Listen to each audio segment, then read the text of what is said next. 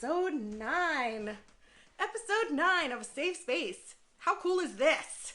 We are consistent. We show up. We do what we say we're going to do. This is a really cool thing. So, welcome to episode 9.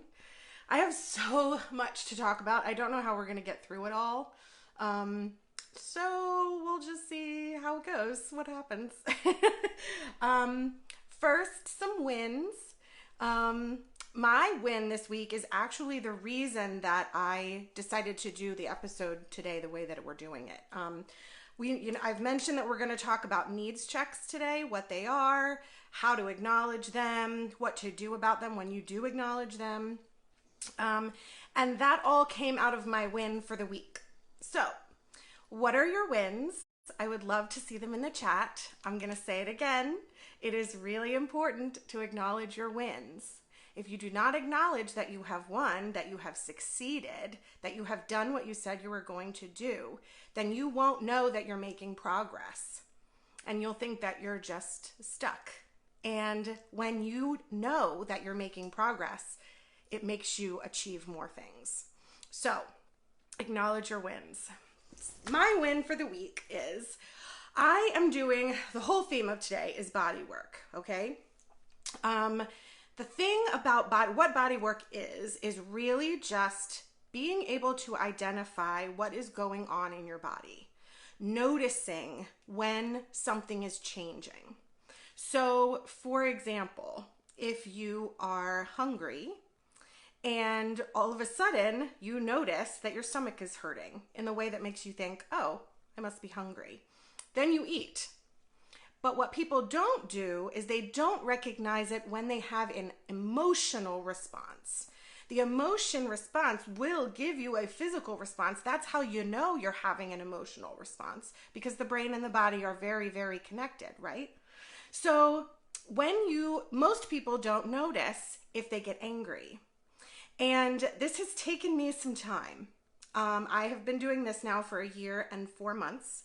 And just in the past couple of weeks did I get really, really good at this. And so I want to teach you how to do it. So what happened to me is I was at work this past week and I was having a wonderful night. I know I told you about my success at work. I'm feeling amazing about work. And that is just compounding every single day that I go. And it's absolutely wonderful. So I was having a great night. I was not in a mood. I was not angry. Nothing had gone wrong. I was just going around and doing my thing. And what I did was I had to do a task. I was in a position that night where I had a lot of patients and I was managing a lot of things and I had a task that I needed to do. I went to perform the task, and when I did that, someone came up and started talking to me. And this is a very, very, I won't explain what it is, but it's a very intricate kind of a thing that I have to do. I have to press a lot of buttons. I have to scan a lot of things. And I thought that I could talk to her and do the dip at the same time. The urine dipstick is what I was doing at the same time, the task. And when I realized that I had been talking to her, all of a sudden the machine quit because I did it wrong. So I had to start all over. The reason I tell you this story is because I have been really, really paying attention to what's going on in my body. And so what happened was all of a sudden I noticed that I had this flood of heat kind of go up from my stomach, up my chest. And because I'm paying really, really close attention to how I feel and what's going on physically in my body, when that happened, I just paused because that was abnormal. That was an abnormal finding, as we would say. And so I said, oh, that's anger. I've identified that as anger before, again, because I've been doing this for a really long time. And I thought to myself, okay, why am I mad? What made me mad just now? Now, keep in mind, I didn't recognize the thought. I only recognized the physical response, and that's what I want you to take away from this, is if you pay attention to your physical responses, you will eventually get to figure out what's going on in your brain unconsciously. And that is where magic happens. So I really, really want you to pay attention to this if this is something that you're interested in doing. So I noticed that this heat went up my chest, and I said, okay, why am I mad? So obviously the circumstance is I now have to start over and I'm busy. So that's probably what it is. Let's go a little bit deeper though, because it's never the circumstance, right? We've talked about this before. Circumstances do not change your thoughts. You're going to have those thoughts regardless of the circumstances, so you might as well look at them. And then if you can figure out what thought that is, we can fix it. So my thought was, or my physical feeling was anger. And I was like, okay, so why am I mad really though? And the answer to that is because I felt dumb. In the moment, I'm trying to do too many things at once and I messed up. And because I messed up, I felt stupid. And then I have all of this evidence, right? I have all of this proof that what I am doing is wrong or stupid or incorrect or whatever you want to call it. And that is what created the anger. It was the combination of stress and thought and da-da-da-da-da. But what we realized is what I realized is that I had this heat sensation. And that was my clue that something was going on in my brain and to get curious. Now, because I do this work, because I've been doing this for a while now, I was very, very capable of being like, and this is why I'm telling you this story. I did a needs check. That is what I did. There's no such thing as unnecessary anger, Brian. We will talk about that, but another episode maybe, but all of your feelings are valid and all of your feelings are fine. And that's actually what's true. If you tell yourself that you're not supposed to be angry, you're just going to get angrier. And so my advice to that would be to say, you're allowed to be mad. You're totally allowed to be mad. Nothing has gone wrong. So what? So you're mad. Don't go killing anybody, but maybe go to your room and think, take some time, treat yourself well. When we're in emotion, when Shoof was on the episode, he said, and I love this, I've quoted him a million times since, when your emotional response goes up, your rational thought goes down. And that's just what's true. It just is. And so there's no point in trying to make sense out of anger and saying to yourself, this is stupid, I can't believe I'm mad. Or again, the Mike Cray episode. Mike Cray said that he was talking about how his whole 10 years now, he's been telling himself, don't be scared, don't be scared, don't be scared. The doctor is fine, hospitals are safe, don't be scared, you're being a baby. And that doesn't work. Because we want to resist when that happens. Our body goes, actually, I am having a physical response. So you can either acknowledge it or you can explode in a couple of hours, whichever you prefer. And I suggest that you pay attention to what's going on. So I did a needs check because I was not stressed. I was not having a bad night. Nothing was wrong. Nothing had gone wrong. And so all of a sudden I went, ooh, I wonder if I have a need. Worse than it really, sorry. Brian says, when you're mad, does it kind of seem worse than it really may be? Of course. What you're talking about right now is cognitive bias. So cognitive bias, that's the whole circumstances won't change your thoughts thing, right? Cognitive bias makes your brain see things a specific way. It will change depending on who's looking at it. We talk about this all the time, and this is why you can't take anything that somebody else says seriously or personally to you, because their thoughts are their own. They are their own personal thoughts. They have nothing to do with you. You're just the projector. That's all it is. So I got really curious and I looked at my clock and I realized, oh, it's 1 o'clock in the morning. And I realized I was hungry. And that is my win because that is how this episode was born. So we're going to talk about what a needs check is, what they do, all that stuff. I actually have a very special guest today who I'm going to try to bring on, but I don't know if I'm going to be able to. He has not requested bring Paul on camera. I'm sending you an invite, Dad, so we'll see if that works. So my dad, oh, you're here. It worked. I can't believe it worked. I know. Our rehearsal was an hour long, everyone. So it's been a day. Good. So welcome, Dad. Thank you so much for your time. Oh, I've been so excited about doing this. Really? Yeah. Are you kidding? That's great. How come? Just out of curiosity. What's your Well, goal? well, there's nothing like being paid attention to, right? And you, Yes. you as a dyed-in-the-wool thespian can attest to that. Yes. So, Absolutely. I mean, as I think I wrote to your husband some time ago, I have progressed to now enjoying being in the audience more than being on stage. Yeah. But a little bit of it every now and then is nice. Well, that's great. Well, thanks for being here, even if it feels good to you.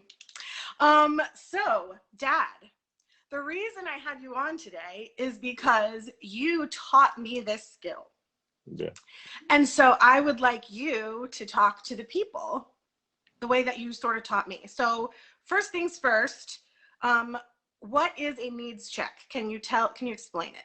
Sure. Well, a needs check is a self-interested check in what's going on with you based on a few very basic questions. One of them is called HALT, by the way, H-A-L-T, hungry, anxious, lonely, tired. And I would make that, for those of you just starting out with needs checks, I do it 1,000,000 times a day. I would start with that very basic one, am I hungry, anxious, lonely, or tired? And because at its most basic level, particularly tired, I mean, I don't know, for me anyway, winding down, low energy, low attentiveness can lead to less of me showing up, and maybe a judgmental me showing up. And I need to be aware of that, because as you've heard 5 billion times, the stress or the anxiety it's never the other. And you have got to believe me, it's never the other. It's always, again, very simply, let's see how you're doing. And if we see how you're doing, we insist by that practice that the focus is on you, right? It is not on, if it weren't for the other, I'd be fine. Right. You have to take that. You have to just get rid of it. If it weren't for the other, I'd be fine. If you would just behave differently, if you would just behave better, then I'd be okay. Yeah. That's what people really think, though. Oh, I still, look, I can still get worn out and hungry and think, you son of a bitch, why don't you behave better? And to this day, it doesn't work. They don't behave any better. Yeah. No, it's always me. So the questions are, so you're saying to yourself in your brain, am I hungry? Am I angry? Or anxious. Anxious, lonely, tired. Or tired. Yeah. Where'd you get that acronym? I don't know. I've been at this since 1989. That's when I started my therapy and my reading about. Right after Jess was born. Interesting timing. She's watching. That was just for her. And so I've been going to therapy myself for over 2 decades, and reading a lot about it. I'm sorry, I don't remember. I'm sure you can Google it and find out where it came from. But it was the beginning of owning my reactions to things. That's one. So you learned this in therapy, possibly, maybe. Yeah, I think it was from a lecture. I think it was from a lecture by a guy who did a great deal of work on shame, because shame's a bitch. Yes. And I had my husband on here talking about shame. Did you see that episode? Yes. Shame's tough. Shame / humiliation are really hard mud to get out of. Yes, they are. And I'll tell you why. You and I didn't talk about this in our practice thing, but if you're not careful, humiliation by others can lead to revenge, and that's a cycle that can go on maybe your whole life if you're not careful. That's such a good That's such a good point. I'm so glad you said that, Dad. My father, your grandfather, used to say, the only psychological condition you never forget or forgive. Ooh. Wow. Man. Yeah. Well, that's what I'm here to do, is actually you can manage that feeling. And so I want to talk about how, and I think that the way you start is you pay really, really close attention to your body. So which is really, you know, yes, that's true. But as I said to you the other night, or I think I did, how you pay attention to your body are really different lanes between men and women, between black and white. I mean, these are, I know pregnant women ashamed of their bodies. I mean, yes, that's very common, actually. That was the first blog I wrote. What if my body changes? I know, it's wild. But it's what our brains do, right, when we're scared. Pregnancy is the scariest thing. That's why that is my why, is my pregnancy. And it was the scariest thing I've ever been through in my life. Not because I didn't have help. I did have help, but I didn't believe that I did. And so I made my situation very bad for myself. Nothing went wrong. I always had somewhere to live. I always had money. I always had food. Tyler was always fine, but I was scared all the time. Right. And it doesn't have to be that way. Now make yourself black. Right. Oh, jeez. I know. Make yourself, in those financial situations which were tenuous at the time, and a woman, and now add black. Yes. And absolutely. now everybody go Google lifespan of African Americans in this, and the difference. Dad, I'm so glad you're here. This is so important. Stress will cost you 10 to 20 years. Yeah. Physically, you think? Why on earth would African American lifespan be so much shorter? It's because that stress that you can remember to this day, they have every day, all the time. And look at, when we're talking about this, look at the circumstances in the country right now. Exactly. That's why it's so important to have this conversation, Dad. This is great timing. So who would you say, what is my next question? So do you have some examples? Can you tell us, people learn the best through storytelling, and you're another great storyteller. So do you have any examples of when, like, my favorite example is looking for my keys when I have to go to the bathroom. Can't find your keys when you have to go to the bathroom? Yes. Like, if I'm looking for my keys, I can't see them because I have to pee so bad. At 65, you can't find a bathroom.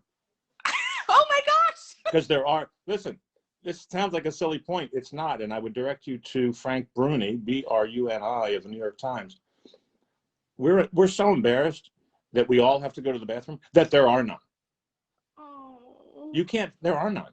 Yeah. There are no such things as public restrooms.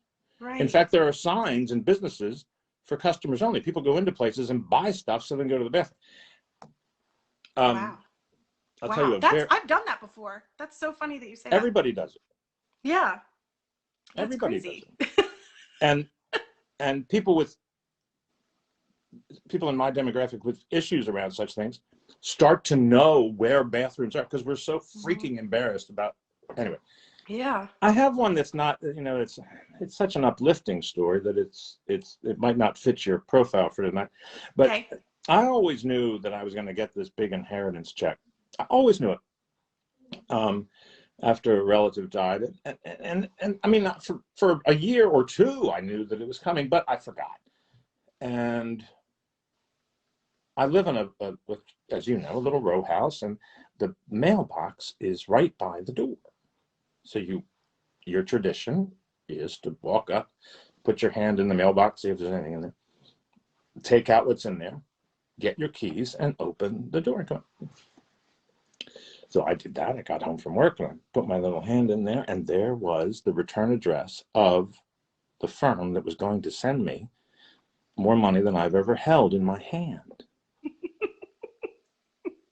And I found my keys, unlike you. I was able to find my keys because all men do a 3-pocket check at all times. Yes, I've heard. All men left, right, back. They're always patting their left pocket, their right pocket, their back pocket at all times. I do this at work now because we wear so many phones. We're always patting. You might pat a fourth. You might pat a fourth for your phone now. I mean, anyway, you pat your left, you pat your right, you pat your right. Make sure everything's there. Talk about dread. If there's nothing in one of those, your whole world stops. Right. And so out come the keys, and I see this envelope, and I cannot put the key into the lock. I can't get it in because I know what's in this envelope, and it's life-changing money. Oh my gosh. And I can't get in the house. How long did it take you, do you think? I'm going to say 2 minutes, but it's, that's stupid, right? 2 minutes. See, for one thing, you don't know in what order to do things when stuff like that happens. Like, do you sit on the porch and open the envelope? You were just so excited. You had a physical feel. Yeah. Physical. And that is another thing that I want to teach, is that just because you have a physical feeling doesn't mean that anything has gone wrong. But also just acknowledge that something has changed and needs to be addressed. I think the problem comes when you get excited and you try to plow through it. Now that I'm noticing my physical feelings, when I notice I'm too excited, I have a tendency to get too excited, especially around people. If I get around a lot of people, I'm so happy and so excited that I like start to freak out sometimes. It takes a lot of my energy out of me. It's weird. Anyway, if you notice those things, then you can start to say, oh, look, this one happened. Like my urine dipstick story. I felt the heat run up me and was like, oh, that's a clue. Something's going on. And if you can acknowledge that, then you can get yourself in check. Well, this is one of the great therapy techniques, and I'm sure you've come across it already. But one of my many therapists taught me and then if that goes wrong, then what? And if so that happens, and then what? And if you keep going with that, of course, the bottom line is it ain't so bad. Right. We talked about this, you and me, remember when you told me that I have a box theory? Yeah, like that I'm going to end up in a box. I've taken care of that one, thankfully. But for a really long time, if I receive negative feedback at work, my first thought is I have jumped to the worst possible scenario, and it's probably that I'm going to end up living in a box because I'm going to lose my job. I'm not going to be able to have money. I'm not going to put food on the table, and we're going to live in a box in Baltimore City. Which couldn't happen to you. Right. Pretty much, yes. That would be nearly impossible. It can't happen to you. I mean, it would have to be pretty bad. Yes, Valerie Hall, box theory. I have a theory that, man, do I feel that, she says. Wow. Well, I don't know Valerie Hall, but the odds are pretty strong it cannot happen. Yeah.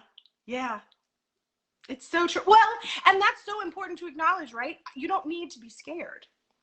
The chances of that happening, in your opinion, are 0.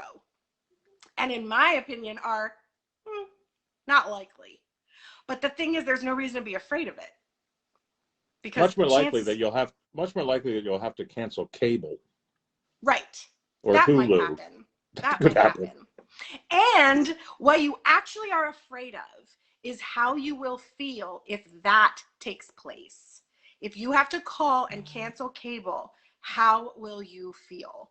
And that's actually what the box theory is. My college roommate is watching this, and yeah, Robbie. Oh my God. Yeah, and I learned a lot from Robbie and Robbie's family because they live literally on a working farm.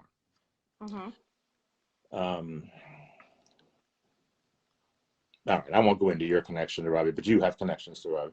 Okay. And anyway, I was talking to his father one day because the weather, like who was the Hall? What was the Hall? Valerie Hall. Valerie Hall, worried about a box. They thought about the weather all the time because too much rain, lack of rain. I can't go into it. I don't know enough, but changes everything. Mm-hmm. Right? And if that's your source of income, that's it. This farm. Yeah. Or at least the money matters a lot. The anxiety around, talk about something out of your control. Yeah. Right? And they were in a town of, I don't know, 5,000 or 10,000 in South Carolina. You didn't just go out and get a job. Right. But it was an incredible stressor for them. Mm-hmm. Yeah, that's a good example. So the reason I had you on today, Dad, was because you were the one that taught me this. So my question to you is, what would you tell like parents who are watching? How would you teach children this? How did you teach me and Jesse? Well, not too well. I mean, you got it, but it only took 37 years. Well, I mean, not well. I mean, I exaggerated a lot, and I knew I was exaggerating a lot. And to this day, poor Jessie hates some of the sentences I used. Yeah, she does. I'm sorry I let you get so tired. Just makes her cry. Yeah. But it was one of the things that I used to say to her, because as both of you got older, you know, you apparently, meaning that's how it looks to us, lose control. And what I know is you're exhausted. And yes. That's just what I know. That's what you know as a parent now, right? What you know is they're exhausted. Yeah. But putting the responsibility back on you and assuring you that everything about your body was all yours. Everything, every decision, and particularly raising two girls, every decision about your body was yours, that I know you both carry into your 30s, so that you are in total control of it. And breaking that barrier, and this goes to, you know, sexual harassment in the workplace and such things, it really is something you're allowed to speak up against. Yes, absolutely. So I would argue that if you have a need, that you become the priority. I think that's the what I want the big takeaway to be today, is that if you notice that you are hungry, then your job needs to be to eat. These are very simple things. It sounds simple, but I would add to that, eat any damn thing you want too. Stop with the, oh, I shouldn't have this. Eat. Right. Because then what we do, especially women, what women do is they will go to the fridge and be like, I'm starving. And then they'll look at all the options and be like, I can't eat this. Like, this is unhealthy. This is unhealthy. This makes me fat. This is dumb. This I don't like. And you have all these things. Your body just needs to eat. Stop it. Stop with the drama. Just eat something. I promise you, the reason that you are stressed right now is because you're hungry. So if you just would eat a cheese stick, you could see the refrigerator again. Kind of like right. Now, I would also say to young parents that fatigue's part of the game. I'm sorry, but fatigue's part of the game. Totally. And if in this halt thing we've been talking about, what's going on is you're tired. It's a dependent creature. You can't go to sleep. And that's a shame. But it's not the person. Avery, your nephew, my grandson, has been on the planet for 180 days. It's not his fault. Yeah. However, it is kind of what you signed up for, and you're gonna be tired because he's been alive 180 days. Tired. Well, and call a life coach, call a labor and delivery nurse, because I know a lot of ways to deal with that. You know, I teach my parents every single day that you have got to utilize your resources. You cannot take care of a baby 24 hours a day, 7 days a week by yourself. You can't. You absolutely can't do it. You'll lose your mind. And so what you're supposed to be learning in the hospital, what I try to teach the postpartum parents, is that you guys need to learn your rhythms. So I even quote Mom, because Mom says you guys used to call it tag team parenting, where it was like Mom, I think, would be working at night or something, and then she would come home and you were a bartender and the hours were weird, but it was like when you were awake, then you took care of the baby, and then the other person slept, and then they woke up and the person got to go to sleep, you know, that sort of thing. Yeah, like Jesse's just said, ask for help. That's exactly it. That's exactly it. Utilize your resources. Which speaks to how important your circle is. In other words, and this is, you know, I didn't learn this till I was really old. I was like Robbie's age. My college roommate is still on here. I was like as old as him. Oh, wow. Yeah, I know. Your circle matters so much. Who's around you? You know,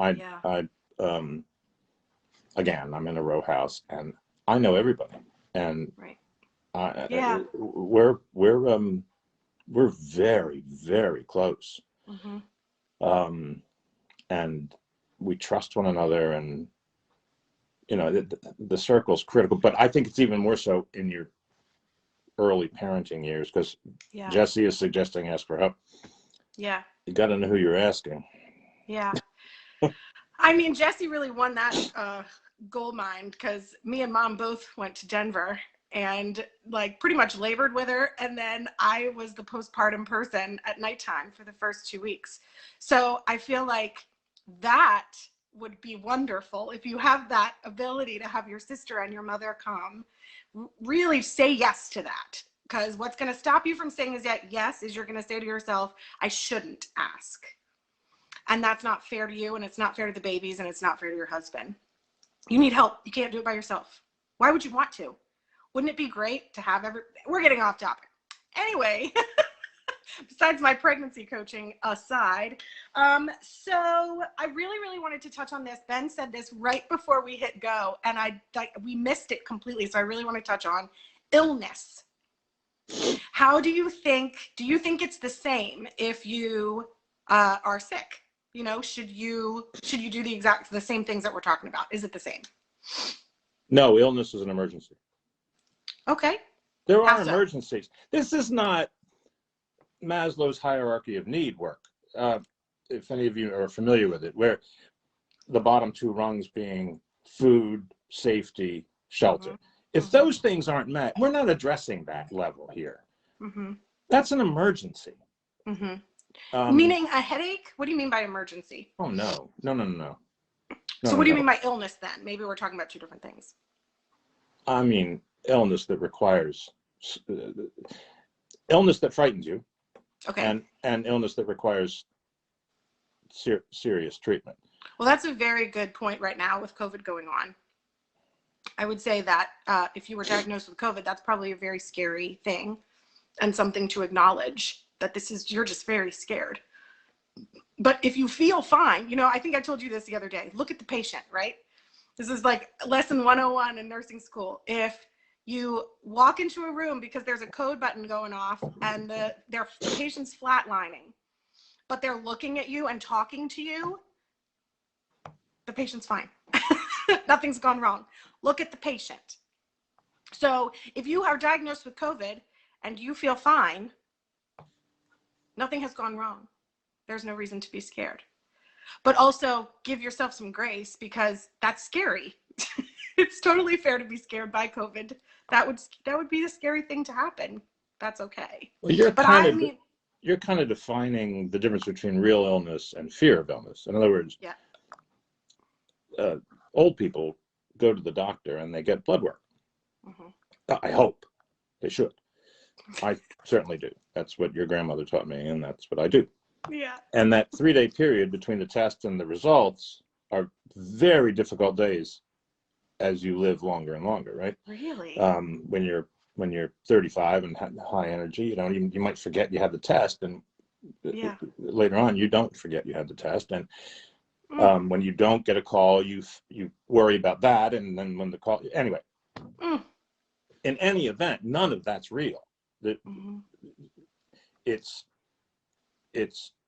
COVID with symptoms that's an emergency, particularly if you're older.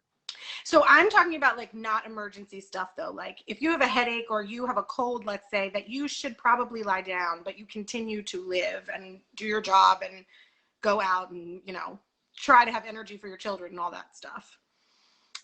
Is it the same thing as like not acknowledging when you're hungry? Well, I do think it's the same thing. I do think you should be unafraid of ibuprofen. And I do think that you should, or acetaminophen or whatever work. I mean, I do think you should try the reaching into the fridge metaphor, whatever it would be for illness, I think you should try it. Yeah. Well, rest is a big one. Nobody wants to rest when they're tired. They think they have to go to work. Well, some do. Some do have to go to work. But I would argue that it's really important to pay attention to your body. Yeah. And then the number one rule, and I've only had this rule for about 2.5 years, never Google a symptom. Thank you. Thank you so much for saying that. If you want to go to a doctor, go to a doctor. If you want to go to a nurse, go to a nurse. Never Google a symptom. Thank you. Much appreciated. I cannot tell you how much I hear that. I Googled it. Yep. And they're pregnant. So they're even more terrified. They've decided that their baby is no longer living or something because they have Googled, I don't know, colostrum or something. I mean, it's ridiculous. Anyway, diarrhea. So they've Googled diarrhea. Everybody Googles diarrhea. Oh, well, you're obviously have cancer. Yeah. Yeah. The baby's been dead for weeks. God, no, don't do that to yourself. Call your friend Tyson. She's a labor and delivery nurse. She can talk you off this ledge. I promise. That's my call to action for today. Woo, done. That reminds me, I don't know if anyone saw, but I'm walking to the mailbox every day, and because of my days and my nights, I don't know what I'm going to count as a day. And so I missed it yesterday, I think, if you count it that way. Technically, I did it when I got home from work. I don't know. But anyway, the point is, I'm keeping going, and I want to say this out loud because I want to do it after I'm done. Ben, I want to walk after this is over. I just want to say that out loud. So to sum up, we have hunger is a big one. We have illness. Oh, okay. Go ahead. What was yours? Anxious. See, there's a physiological anxiety. In other words, you can't put your finger on it. Right. But your body is nervous, and you can't put your finger on it. And this is where we have to remind ourselves, it ain't anybody else, right? Yes. It's not the other. Circumstances don't change your thoughts. Not the other. Yep. And there are an awful lot of people, and this goes to L, which is lonely. There are an awful lot of people who really believe they just want to be left alone, and I don't think they're telling themselves the truth. I like to have time by myself. But I also know how desperately I need to be around other people. Yeah. And sometimes that anxiety that you feel can be relieved. In my case, if you live in a populated area like I do, by literally walking out front. Yeah. And just seeing if anybody shows up. You told me a year ago or 2 years ago that you sometimes will just go to the grocery store. I do go to Giant. Just to have people, just be around people. Just to feel them. Take a walk. I think that's lovely, Dad. I think so. You said at the beginning you do like 100 a day. You think you check in with yourself a lot? All the time. Now, remember, caffeine hasn't. And I'm a big coffee person. And sometimes it only takes a second because I had 3 cups of coffee. Maybe that's the reason I'm a little jittery right now, right? Yeah.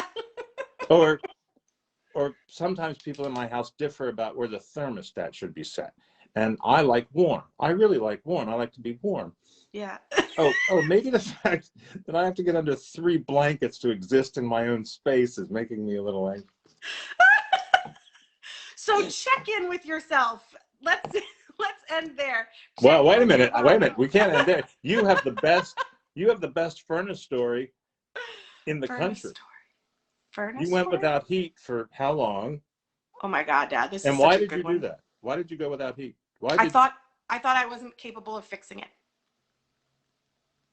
Oh. That's the answer. I did not know that I could get it fixed. And so tell everyone how it ended. I hope. And after how long? After how long? So what happened was we did not have heat. This is like a child protective services story, really, because we did not have heat in our house for I want to say it was 3 years. I think it was 3 years. I think it was, though. It was years, if not 3. It was 2, and didn't know how to fix it. And I married a musician, not an electrician.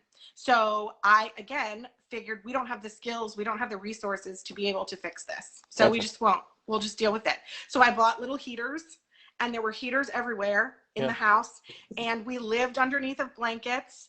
And our heating bill, because of the heaters, was about $700 a month. And then one day, my lovely, lovely neighbors came over, and my friend, she married a man who is very handy.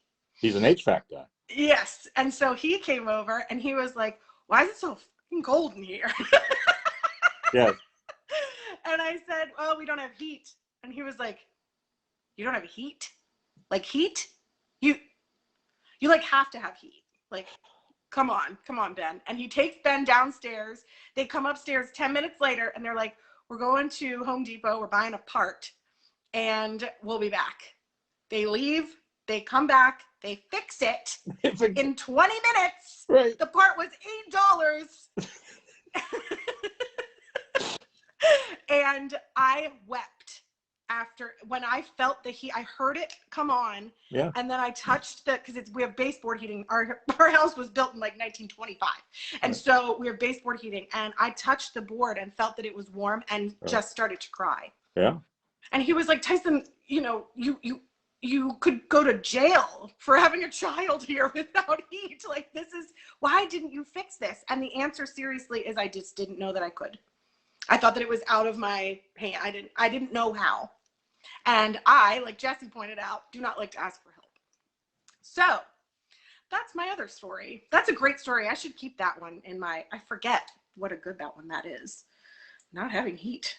All right, Dad, you have been absolutely wonderful to have on. Thank you. So educational, so helpful.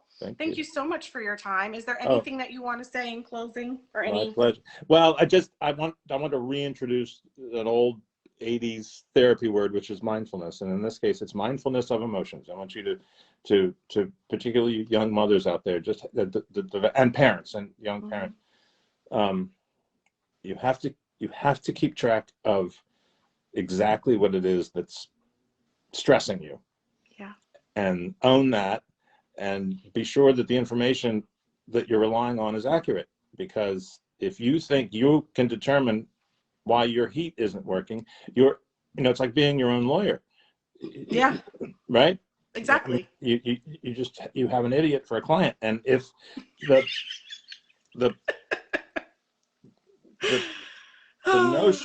notion that somehow this grave thing out of your control is can't be fixed is normally, for most of us, insane. Yes, absolutely. And we're talking about cognitive bias now too, is that your brain is going to show you what you think you're going to see. Keep that in mind. If you're not actually looking for your keys, you're not going to be able to find them. Your brain won't show them to you. You won't be able to see them with your eyes. Cognitive bias is huge. And again, emotions go up, rational thought goes down. Thanks, Dad, so much for coming. What did Valerie say? Oh, Valerie said, this is perhaps a bit off topic, but I don't ask before it's over. It'll bug me forever. Where are those framed comics behind you? Oh my gosh, I'm so glad you asked that question. My friend Caitlin is an artist, and I had her draw me. You can't see them all, but I have it's basically what's on my business card. So like the chair with the little nurse cap on it. I got the person behind me who's obviously very stressed.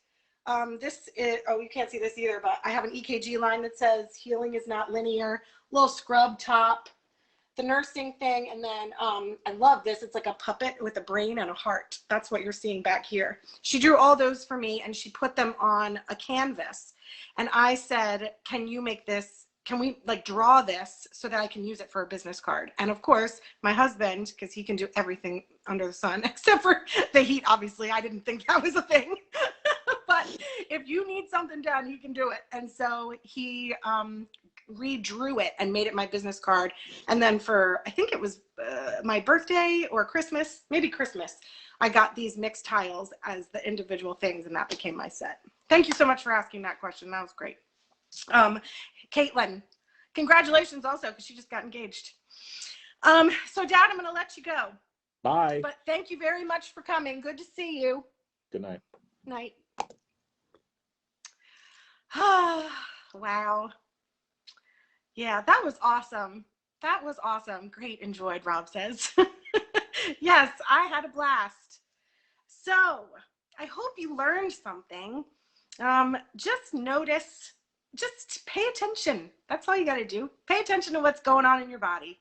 It's not that bad. I promise. I promise. And if you need help with this, I am here. I can talk you off the ledge. I know how this works. I study this every day. This is all I want to do is talk about this. So if you find yourself really, really frustrated or you don't know what to do with your emotions, number one, check in with your body. Number two, call me. I love you guys. I'll see you next week. It's Saturday at 8. Bye.